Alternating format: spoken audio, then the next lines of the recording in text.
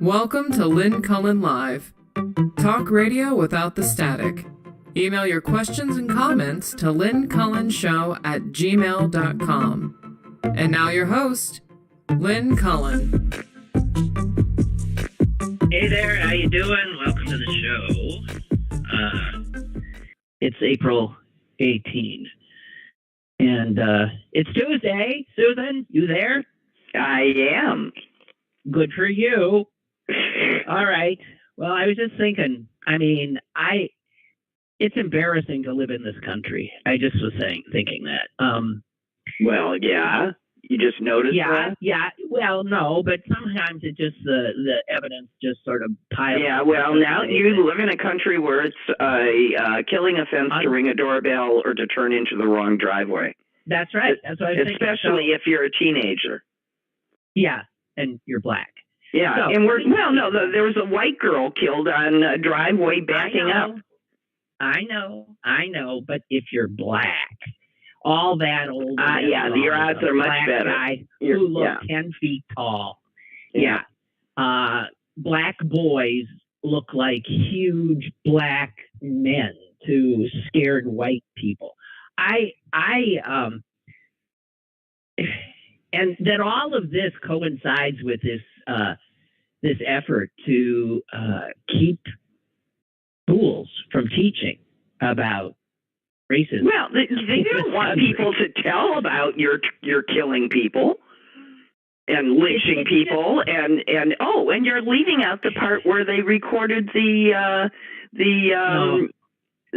people Oklahoma bemoaning that they weren't allowed to lynch people anymore.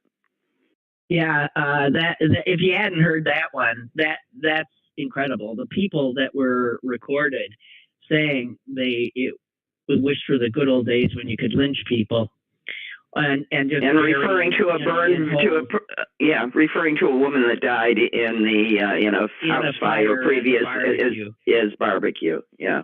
Yeah, well, but this is the people who were talking were the law enforcement officers of an Oklahoma county. And the city commissioner. It was the sheriff and the city commissioner, county commissioner, and the jail administrator.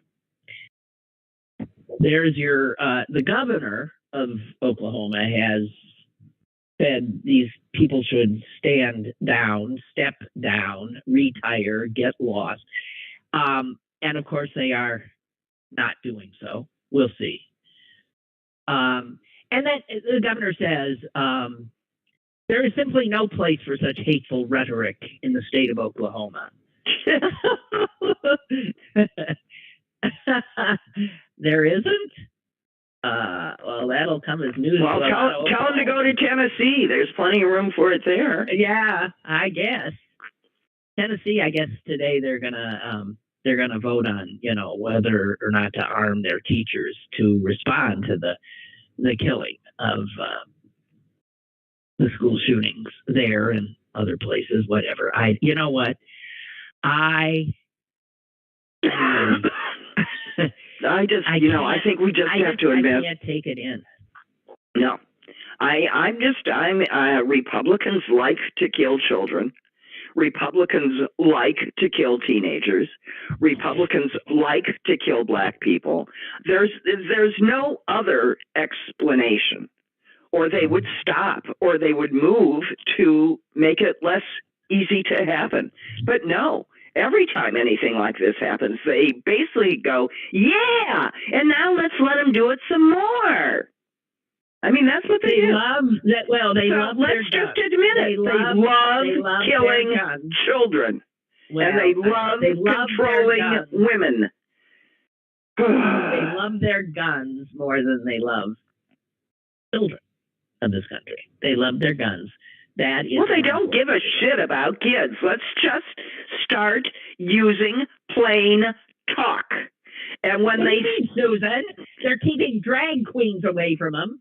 They're making sure that Anne Frank and Rosa Parks books are removed from their. You're right. They are making absolutely sure their brains are untainted by any real history. They are making sure, therefore, to keep them ignorant if they allow them to live. They are making sure that they keep them ignorant, and maybe they'll feed them, but probably not. And you know, you cannot come up with one policy that is in any way pro-human. What do you mean? What do you mean? Okay. They're all right. I'm kidding. I mean, I know the deep irony. I know. I understand deep irony, but it's just, I mean, it's like when I refused to stop calling people years ago pro-life. And I claim to be one of the first that just started calling it forced birth. And if we do not accede to the language that hides murder, that hides racism, that hides hatred, we can't make it go away. We have to be honest. We have to be forthright. We have to call, excuse the expression, I'll call a heart a heart.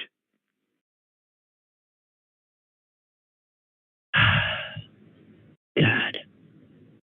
I'm sorry.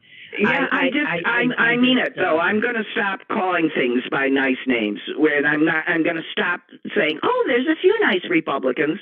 No, there isn't. If you're a nice Republican, you don't call yourself a Republican anymore. No, I can't imagine how anyone well, Asa Hutchinson, for example, still calls himself a Republican. He's claiming to try and save the party. Yeah. Yeah, that's absurd. Liz Cheney still calls herself a Republican. There are plenty. I know people who still call themselves Republican. I don't know.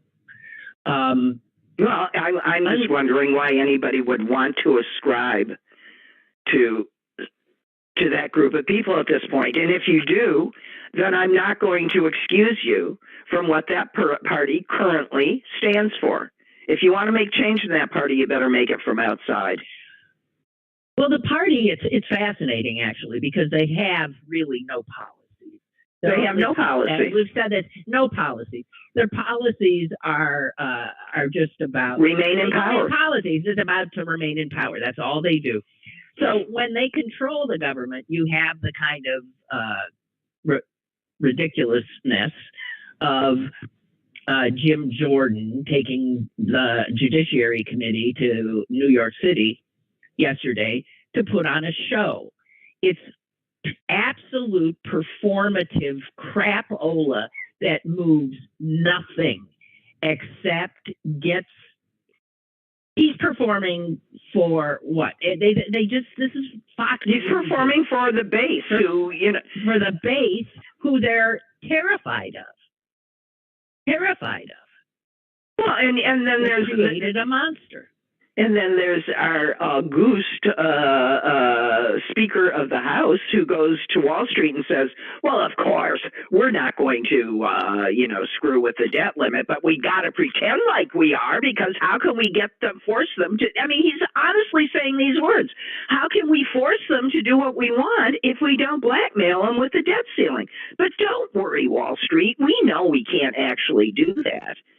How stupid is this man? How stupid? Yeah. Well, then, how stupid is this man? Those were his actual words.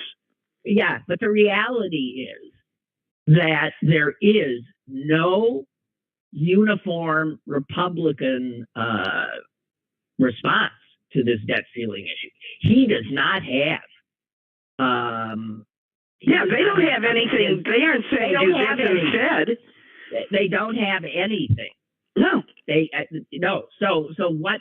I don't know if that ends up meaning we end up defaulting. Who's gonna? No. We gotta let them just walk into a school and shoot 5 people every other week, and then they'll let us raise the debt ceiling. That's what they want. We've got to make sure that no woman can access proper care for a miscarriage in this country. That'll raise the debt ceiling. What else can we? These are the things they want. Okay, we can ban we can jail parents of trans children and force the trans children to live the way we will have them live. Also, no more gay people. Also, no more Jews, and also no more black people. Other than that, they're good. Well, I don't know. I'm Susan. I'm just for some reason all these the shoot that poor kid bringing the wrong doorbell. Oh God! And he's driving up the wrong driveway, and they keep saying he's alive, and I keep going, really? Yeah, he is. I mean, I know he's alive, but how is he alive? You know. Well, I guess he. Thank God. But he was shot in the head, you know. Well, you can be shot in the head and live. Yes, I know. It depends on how shot. I mean, That's who what knows? I mean. They wouldn't have let him out of the hospital. He's home. He's already home? Yeah. Oh, God. I didn't. Okay. I don't even know if that's true, Lynn. How do you know they wouldn't have let him out of the hospital? How do you know he's getting the right care? Oh, Susan. No, don't Susan me. That's a whole other topic of conversation. That about the outcomes for people of color in hospitals. But in a case where there's every news where they're already watching, watching, who cares? No, I don't. I can't believe that you still think that they have any limits. Oh, God. Susan, come on now. I understand what you're saying, but let's not go, as our father would have said, go off half-cocked. What does that mean? But your gun fires, it's a misfire on a gun, I would think. Your trigger's only half-cocked, your gun goes off. I don't know. Who knows? Blows up in your hand. I don't know what that means. It just reminds me of my granddaughter who can't say L's very well and really likes clocks. So she's always pointing at great big clocks and saying, "Look at that big clock! Look at that clock! I love it." And Phantom of the Opera finally folded on Broadway, and I want to say, I've never seen it. So long. I've never seen the whole thing through. I tell you, I saw it once, and I hated it. How did that thing get so popular? I have no idea. It has one or two, songs that you definitely remember, but it's so weird, and I don't understand that. I'm sorry, we're offending a lot of people because obviously it was extremely popular. Well, listen, look at the things that were very popular. I mean, that and Cats. Oy. Oh, Cats is horrible. Well, the movies were worse than the stage production. That's what I understand. Is Cats Andrew Lloyd Webber too? Yeah. No. It is? He's awful. He just writes these big florid, so is Les Mis. He writes these big florid... No. Les Mis is good. He didn't do Les Mis, did he? I think so. Nah. Somebody help us here. I think it's too good to have been done by him. Well, that one was good. That one I actually saw in London very early on with our mother and dad. Susan, no, you didn't. What do you mean, no, I didn't? Because I saw it in London with Mom. Well, maybe she saw it twice. No, we saw it when Mom and I went to London together. And we saw the first night we got there Starlight Express. And then the second night we went to Les Mis. You went to Starlight Express? Yeah, and I fell asleep in it. I fell asleep in New York. Okay. Well, maybe I know I saw Les Mis. Maybe it was with my wonderful husband. But I thought I was sitting right next to Mother. I swear she must have seen it twice. No, well, the thing is, we knew nothing about it, and we went to see it, and we're just blown away by it. Oh yeah, and, that was terrific. I said, wow, this is going to be a big hit in the United States to the U.S. I mean, like, yeah, it was amazing. But who wrote it? Well, I am looking it up for you. Thing that nobody is helping us out here. I mean, I have. Oh, I see. It's because I got the movie. Les Mis, who wrote? I'm sorry, guys, why we Google. Don't tell me about that. Tell me about the. Okay, I can't find it either. So is the music by Schoenberg? No, music by Schoenberg. It's just too good for Andrew Lloyd Webber. I just have to say, it's too good. He couldn't have had anything to do with it. But then, what do I know? Alain Boublil, who wrote the original. Yeah, but that's not Webber's okay. Nowhere. No. Because he's incapable of it's too good. Anything that grand. Yeah, right. So, the Dominion trial, is that happening today? I don't know. I'll be so disappointed. I mean, if they settle in any way that allows them to get away with not admitting what the country needs them to admit. Well, that's what settlements in various. Well, yeah, I know that's what settlements are for. The Dominion's going, I'll give you the 1.6 bill. Let's keep this quiet and don't tell them what we gave you. No, but I understood that it was expected to start today because obviously that talked But I did something that I never do during the show. I have the TV on mute on like CNN because I assume they'd be covering it, but they don't seem to be. So I'm wondering. No, they can't cover that. I mean, you can't the courtroom isn't necessarily open to coverage. Yeah, but you don't think they'd be outside the courtroom? You don't think there's this is going to be a 6-week trial. Well, but they're not talking about it. So I don't know. I'm confused. I'm confused about that. I'm confused about so many things now. Well, if they do settle, everybody's going to be in an uproar. I'm telling you. Roger writes, Susan's glass is definitely half empty today. It's not too early for a glass of wine, is it? Roger thinks you need to, I'm sorry. I'll lighten up. I know it's actually a glass of wine sounds great. I have house guests, and maybe my mood is about having had too much of that the night before. Oh, I see. Okay. No, I'm sorry, but I know that's the way this stuff makes me feel, really, and I'm just on empty. So. Well, I am too, but I mean, we can't. I don't know. I get quiet. I don't know what, here's what's bothering me, because I was actually talking about this with my guests yesterday, and that's because they were bemoaning the same thing. I mean, what can we do? What can we do? There's nothing we can do. And I said, well, actually, clearly that's not true. I mean, look what Israel just stopped Netanyahu by getting out in the streets and not going home. Well, they haven't stopped them, but they did what they had to do. They've pushed back. They've pushed back, we don't push back. No, we're demoralized.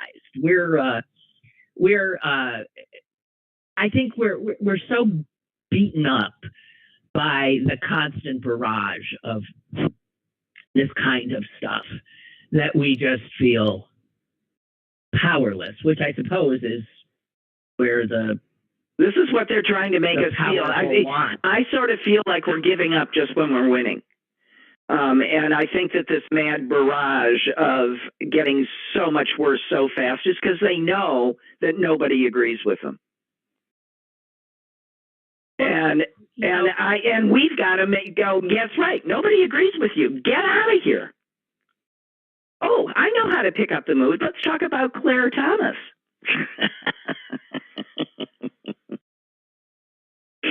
Who? Clarence Thomas. Oh, I thought you said Claire Thomas. I did. Who? I was just doing a little cutesy name. Oh. I mean, what's the short of Clarence? Ence? Pl? I don't know. What is no? I mean, obviously it's something like, who knows? If there's a diminutive Caries? to... Isn't that tooth decay? Yeah, caries. Okay. Susan? Okay. I think she is drunk. No. But we're going to count the number of times you say Susan today. Okay. Well, okay. Let me get some control here. Let's go to something that's totally not particularly... Well, it is also about the sort of decay of American culture. But I always get this stuff, and it seems like when you're on Tuesdays, I often keep stuff from Sunday's style section to freak out about. There was the time, remember the naked women dinner party where right. Yeah, they were sitting way too close to each other, and they were finger painting with their menstrual blood. I'm just saying that was in the New York Times style section. Not my style. This is what the elite do. This is why people become Republicans, I guess. And here's another one. And I would think that there was one on this Sunday about children's birthday parties. They cost as much California. as weddings shouldn't cost? They cost, yes, tens of, $50,000-$60,000 for a 5-year-old's party.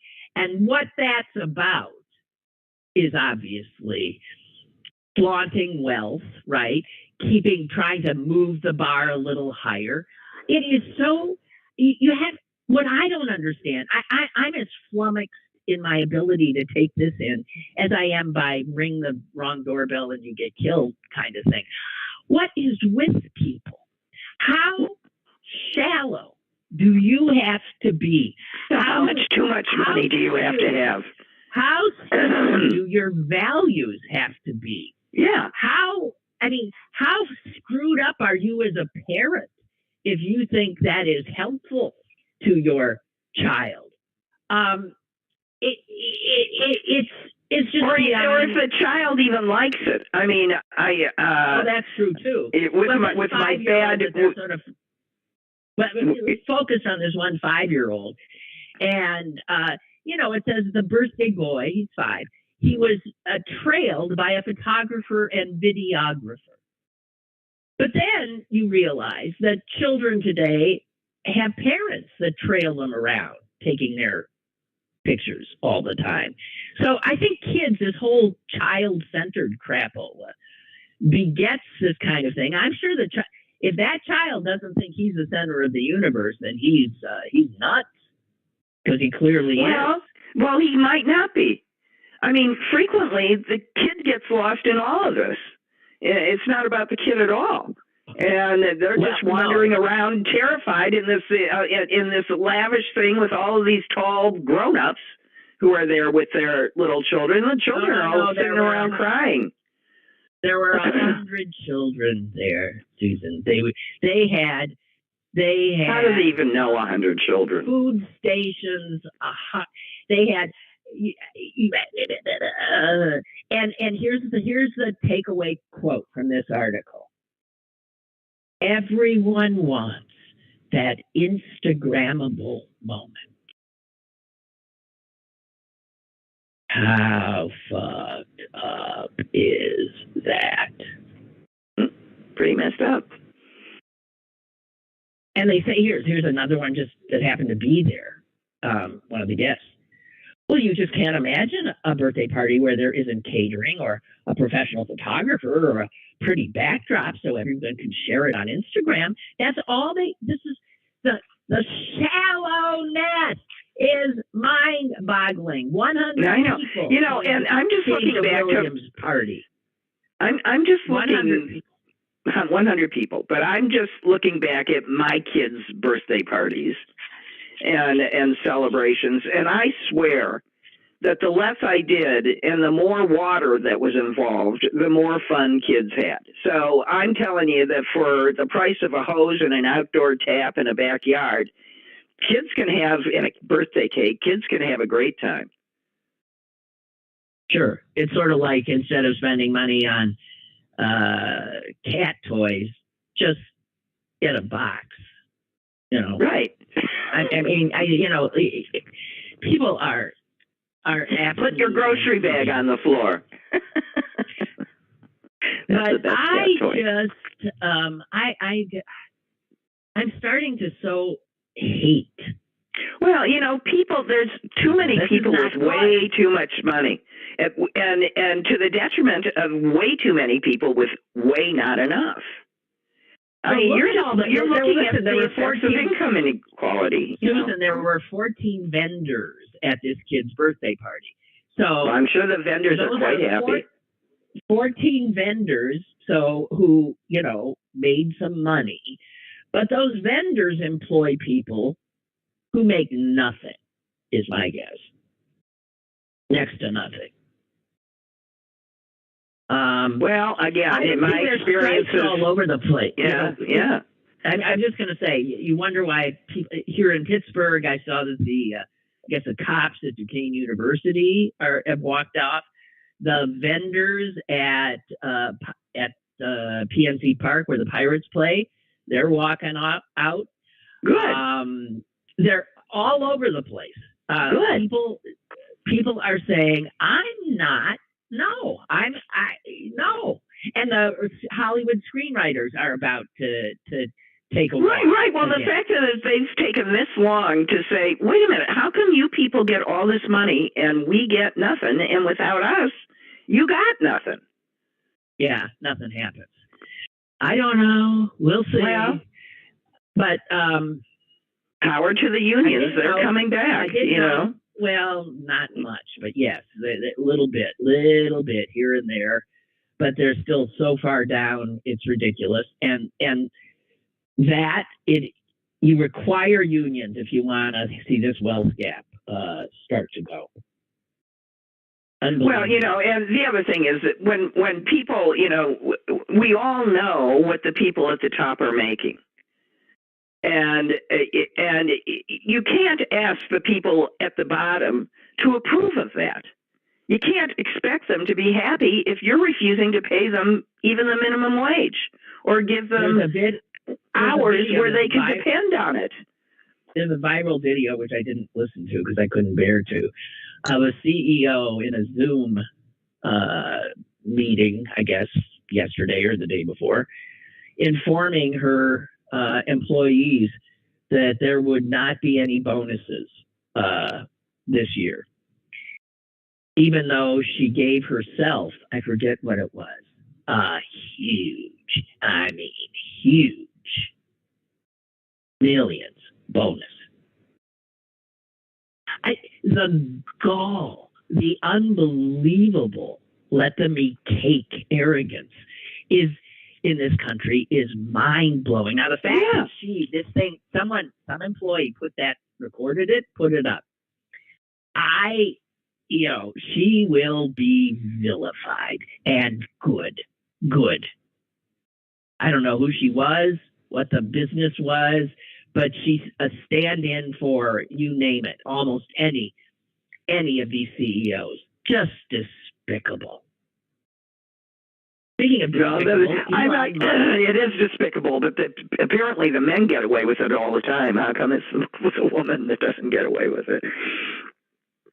Well, Susan, every time a woman, this is not necessarily misogyny, that somebody recorded this and put it up. I don't think it's misogyny. I'm just pointing out. Yeah. Women can behave every bit as badly. Oh, absolutely. And frequently do. So somebody pointed out that, the people with all the money, they're in the news a lot. Elon Musk is one. Rupert Murdoch, who's going to, I hope, have to testify, is another. And, one of the things is we start to see them as they take the power they have and have such an impact on our lives, our countries. Rupert Murdoch might be, this is what I'm praying for, about to be taken down by, the monster he created. Right. Well, he created an audience that wouldn't let him, after a while, would not allow him to tell the truth and held him captive. So that's good and not terribly smart, Rupert. And then there's Elon Musk, who has destroyed Twitter. I just saw that the down 75% system, the Canadian broadcasting system, has pulled out of it. NPR has, public broadcasting has, because he's insisting on labeling them as if they are controlled by the government. He calls them state-controlled media. Yeah, right. Which is, that's Pravda, but it's not. And he is so unbelievably childish that it's hard. He has embarrassed himself on the world stage in so many ways. Here's the latest thing I saw. He apparently painted over the W in the sign outside Twitter's San Francisco headquarters. He obliterated the W with paint so that it now reads at Titter, which he thinks is a riot.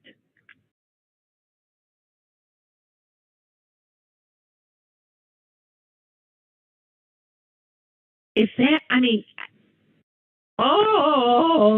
wait. Beth has a slight story. Beth, thank you. I'm coming right there. Beth writes, when hearing of Susan's granddaughter saying cocks and not clocks, it made me think of this story. I was about 10 years old and in Mexico with my parents. We were at dinner and my dad needed a fork. He picked up my mother's fork and I can see with fork where this is going.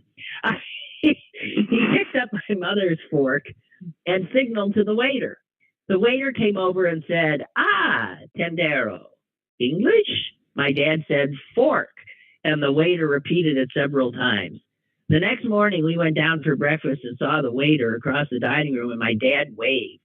The waiter then held up a fork in the air and started shouting, fuck, fuck.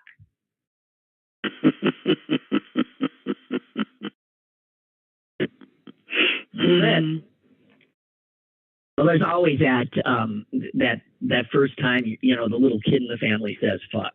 And it's getting earlier and earlier, given the way parents talk. It's always funny coming out of a little mouth like that. It is. Yeah, it is. So, this is funny. I don't know why that movie, The Bodyguard, with Kevin Costner and what's her name, and Whitney Houston.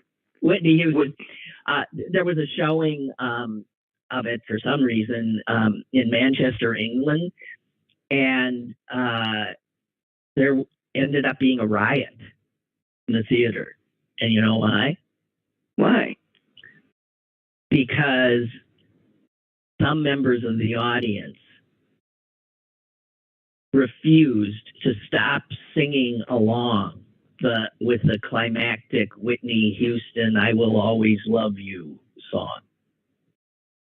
So when she started singing it, "I will always love you," the people in the audience started singing. Other people in the audience said, "Shut the hell up!" And they wouldn't. And the other, and it says here, a mini riot broke out. Well, I'm glad. At least that wasn't in the United States. That's the UK. But I can see that happening. Well, sure, because there are, it's like the Rocky Horror Picture Show where people just go and sing along. Yeah, but you're expected to do that.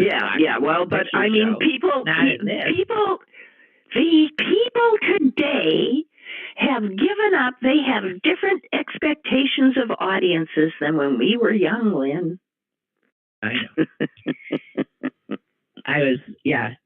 And they're constantly privatizing public space. Right. I mean, it's the same thing with, the explicit instructions to audience members not to record, not to tape, not to take pictures, not to use their phones during a performance. And for some reason, there's always 5 or 6 people in every single audience that thinks that they actually don't mean them.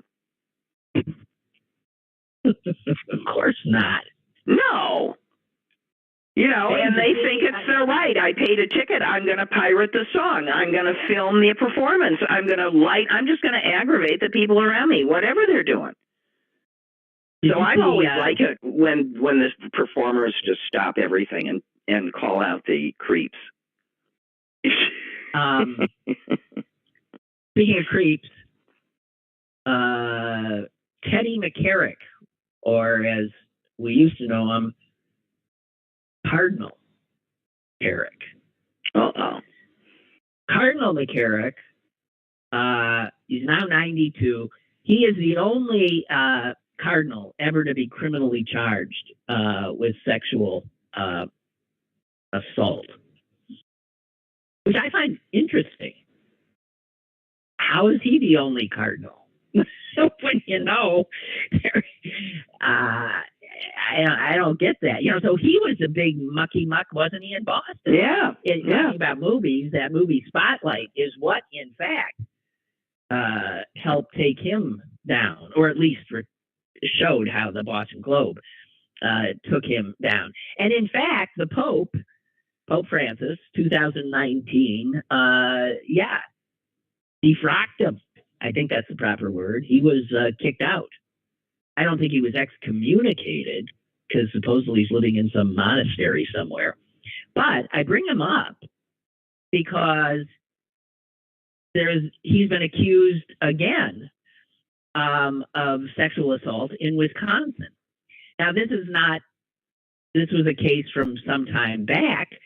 The victim, now in his 60s, says McCarrick would take him to special events, lavish parties, and then sexually assault him, including one time where multiple adult men had sex with him. Incredible.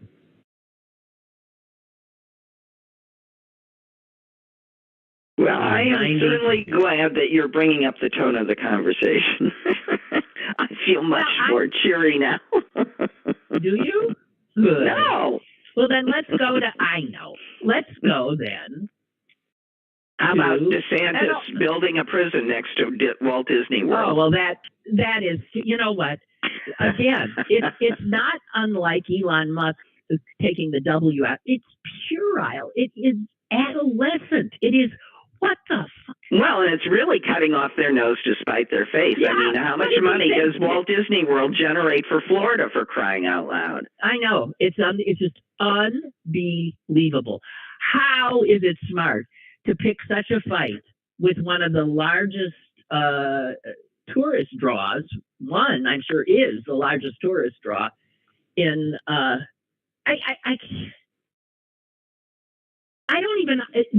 don't understand. And he's going after him because they're supposedly woke. Is that what it is? Disney is woke. And so, yeah, well, they didn't like it when they actually sort of belatedly objected when he started with on his road to all of this awful legislation about gay people. Yeah, right. But what they did also is they humiliated him, because he used his power to take over the commission that apparently has some authority to govern them. And they made a legal end run, which he did not know about until it was too late, and that prevented that commission from having any authority over them. So every step of the way, he has been outplayed by Disney, and it's making him nuts. I mean, what kind of a governor stands up there and says, well, I might put a prison? I mean, it's the same kind of sort of vindictive Trumpian shit, right? Right. It has nothing to do with what do the people of Florida want and need, and how can we make their lives better? No, it's just petty No, and not only does it have nothing to do with what they want or need, but it's in many cases what they specifically don't want and don't need. I mean, they don't. The majority of Floridians do not approve of the 6-week ban that he signed in the middle of the night, abortion ban. Well, unfortunately, quite clearly, Florida though has more people who vote for Republicans than Democrats. Well, apparently, they apparently. just do. Lynn, I'm gonna not be with you for just a minute because there's somebody outside my door. Bye. Okay, shoot him.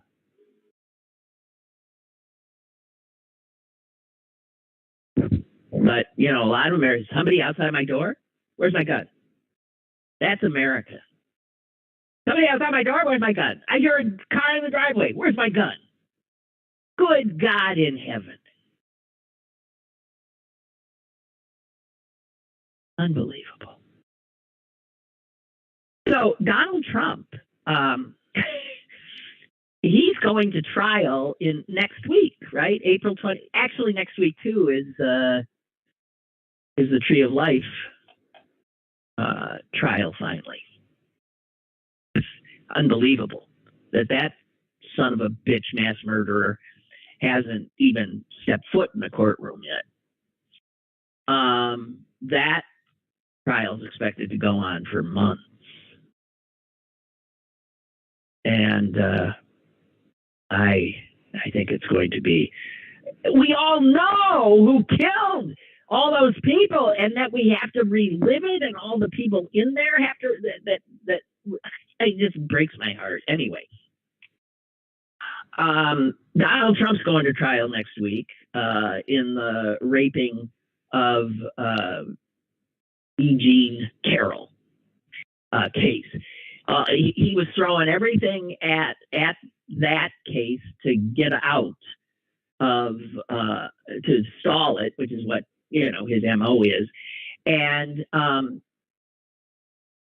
his lawyers had asked the judge for a postponement for at least a month, and the reason they gave was they said there was a deluge of prejudicial media coverage, and they doubted whether or not he could get a fair trial.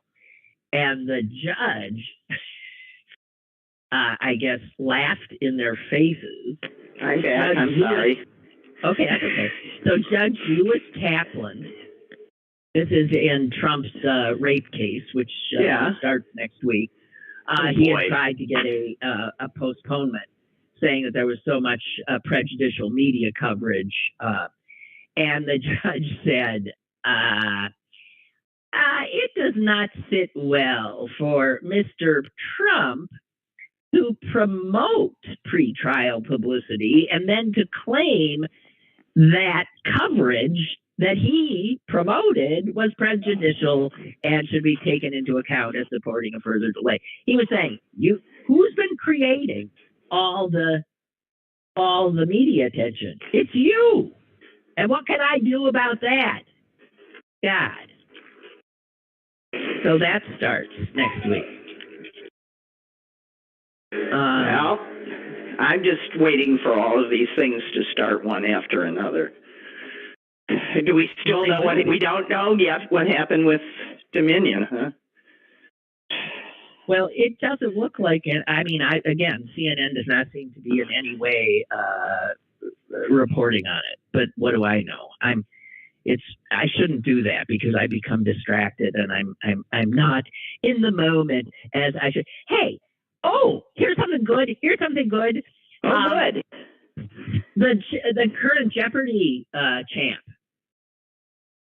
Is it the St. Norbert's guy? Yeah. Yay!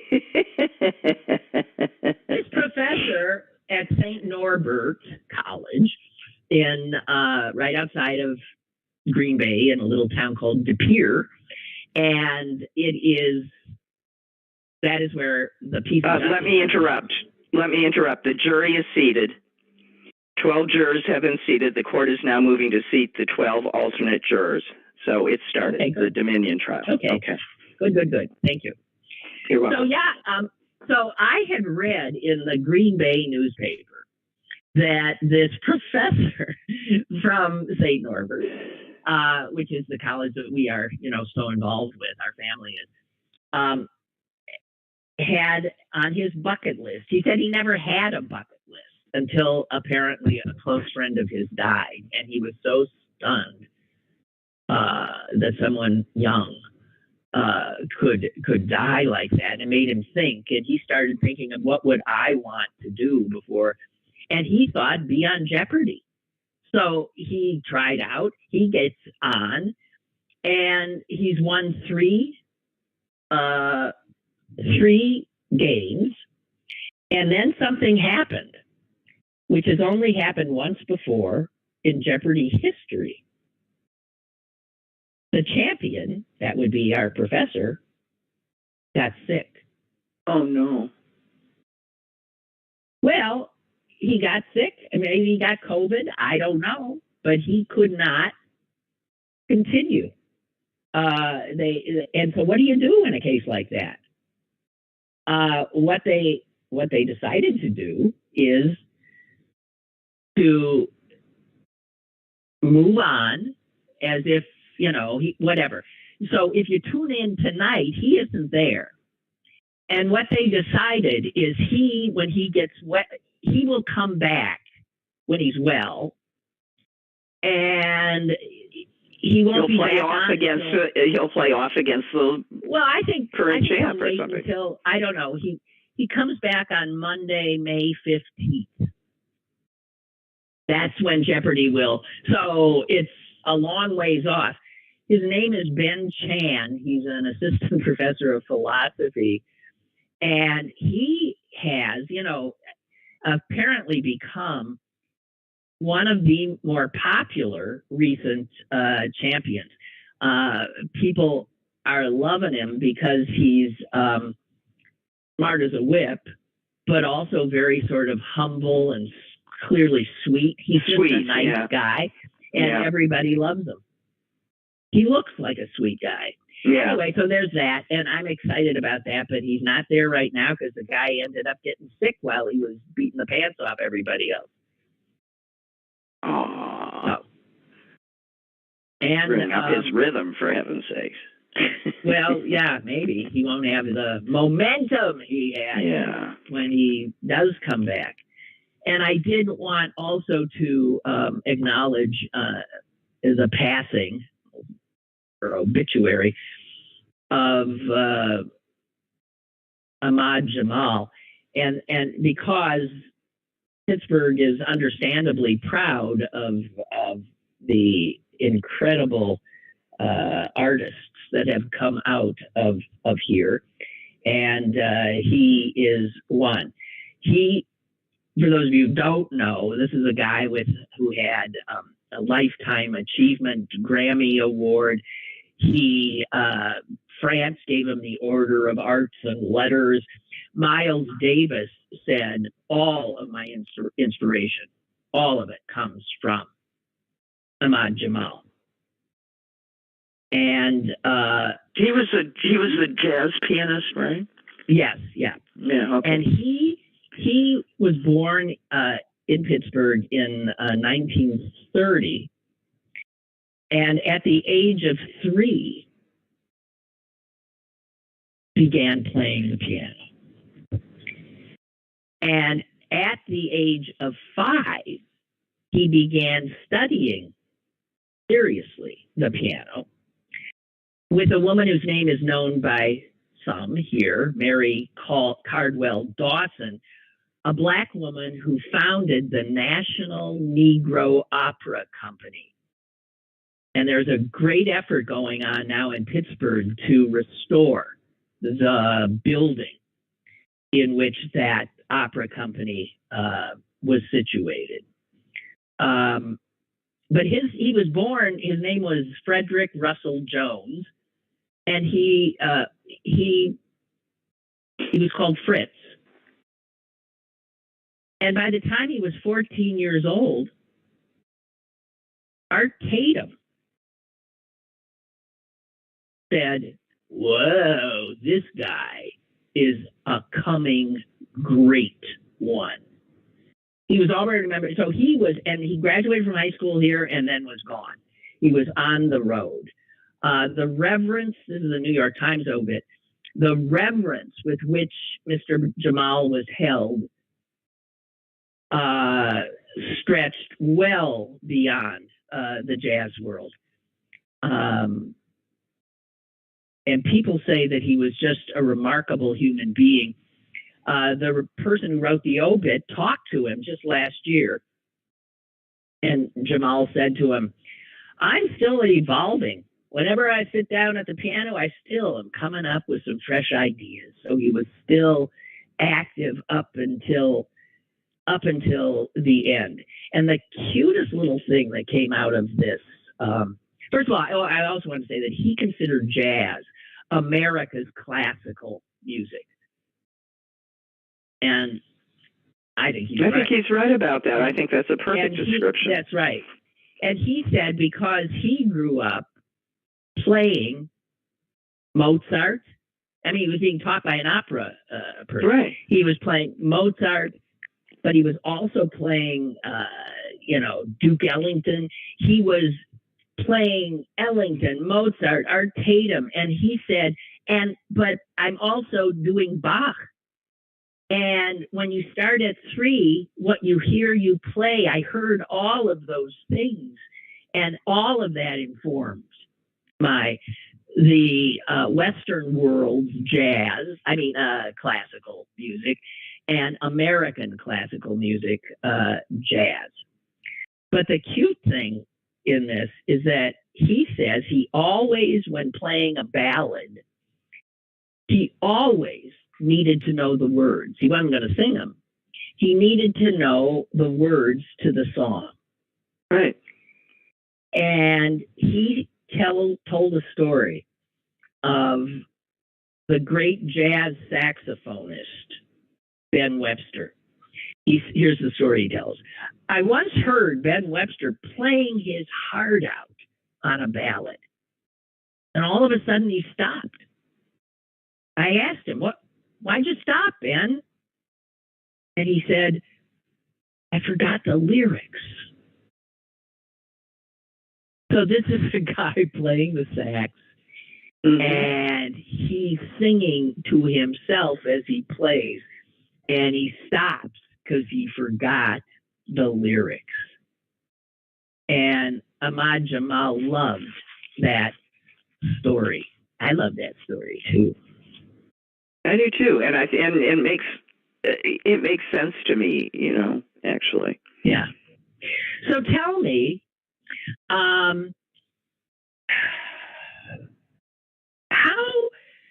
if I were to have misstated my income for decades and reported all kinds of incorrect stuff on my income tax, really screwed them up, do I get to then just say, "Oh, so I'm a..." No. Well, no. First, let me just file an amended something or other. Don't I get? How does Clarence Thomas just get to say? This has been my question all along. When he was fooling around with his reporting, was he paying taxes? Was he reporting it? These are two separate reporting. One is an ethical disclosure, which he's not disclosing, so it's unethical.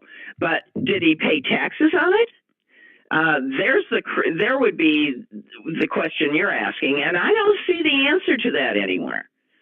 Probably because we don't have access to his tax returns right now. But that's the question. And no, he's not allowed to do that, not without paying tons of penalties and everything else. And any other person would probably find themselves in jail for tax fraud. Well, I don't know about it.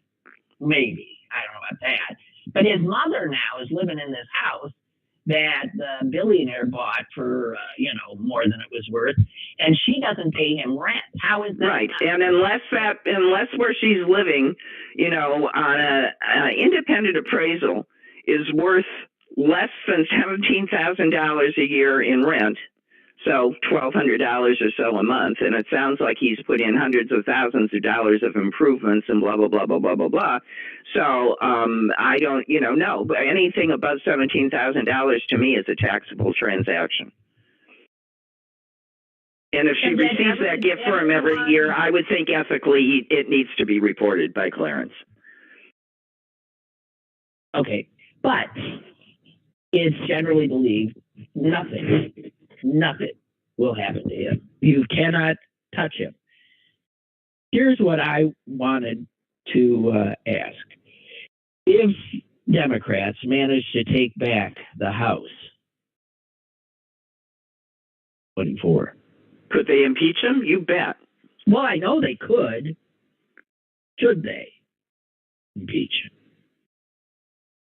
Well, it wouldn't be the first time it was tried, and I think in this case, it's sort of like the Dominion trial.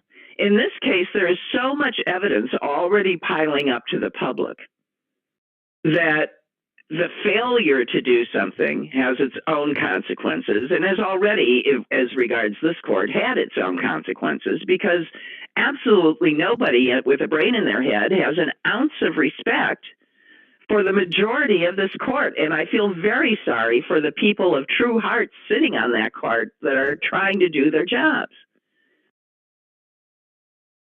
But unless they do something to Clarence Thomas, we need to have the public have faith in their public institutions. Well, they don't. They don't. Certainly not the Supreme Court. The only way they can get that back is to behave appropriately, and behave appropriately towards the people that are not behaving appropriately.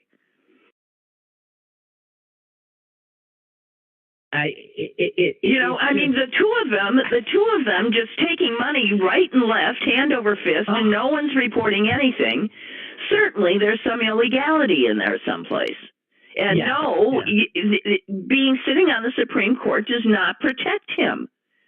Well, he's not a king anymore because we don't have a functional government anymore. We don't have an honorable government. The Democrats went after Fortas when he did nothing as egregious as this. And but those were Democrats at a time when they were Southern Democrats, and we would have called them Republicans. They didn't want him in the first place. No, I don't think that was it. No, it was already Johnson was president. He'd already sent. I'm not exact. I think that was 60s.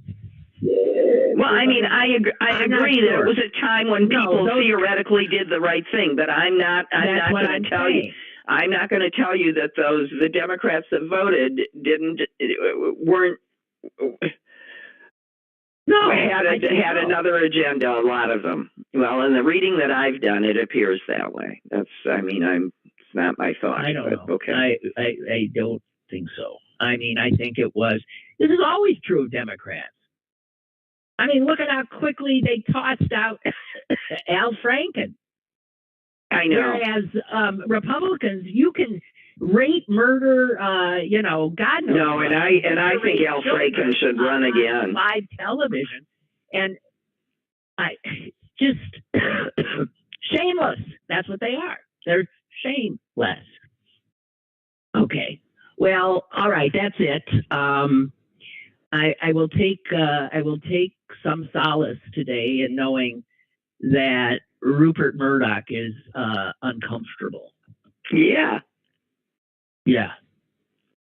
No, a whole lot of people are about to. It's you have to be patient with our justice system, but when it starts, it's fun. We'll see. We will see. God help us. All right, Suze. Well, I'm glad you didn't shoot whoever was at the door. And no, it was my the guy that takes care of my property when I'm not here, and I haven't seen him forever, and I had to run out and catch him. So, okay. All right. Talk soon. Are you heading up north? I am heading up to Green Bay in about an hour. Oh, you are? Okay. Yeah. Okay. Well, okay, Suze. Safe travels. Okay, thank you. Bye. Bye. Bye. Bye. And as for you guys, geez, sorry. That was a bitch of a show. I'm taking full responsibility. I'm looking out at my backyard and you don't need to hear this. Is it possible to have, like, all of a sudden, I am asking, like some kind of a virus that hits all of your long-standing perennials? I am looking at a dead zone where all of my plants over the winter, I mean, ones that have been there forever, they're just dead. Trees, bushes, vines, they're dead. Dead as doornails. And it's got to be something in the soil, right? What the hell? I don't know. What do you do? I'm so upset about it. Anyway, I'm going out there now and taking some pictures and sending them off to, I don't know, anybody who might have a clue. It'll be a bleak summer in my backyard. All right, I'm sorry. See, that's all part of it. I'm sorry. Forgive me. Exceedingly unprofessional program. I'll be better tomorrow, I promise. Bye.